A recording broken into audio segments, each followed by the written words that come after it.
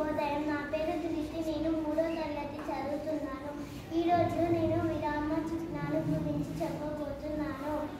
మనం రాసేటప్పుడు, చదివేటప్పుడు ఎక్కడ ఆపాలో ఎక్కడ ఆగాలో తెలియజేసే దానిని విరామ చిహ్నాలు అంటారు.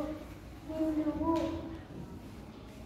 దీనిని వాక్యం ముగిసింది సందర్భంలో వాడుతారు. ఉదాహరణ, గోపి ఆడుకుంటున్నాడు. వాక్యాంశ బిందువు. దీనిని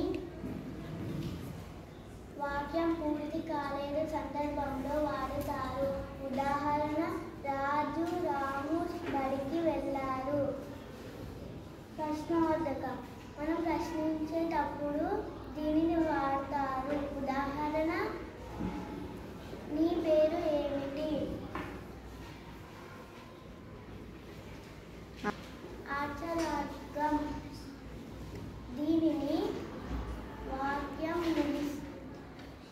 సందర్భం ఆశ్చర్యం కొలిపే సందర్భంలో వాడుతారు. ఉదాహరణ, అమ్మో హైదరాబాద్ సిటీ ఎంత పెద్దగా ఉందో. ధన్యవాదాలు.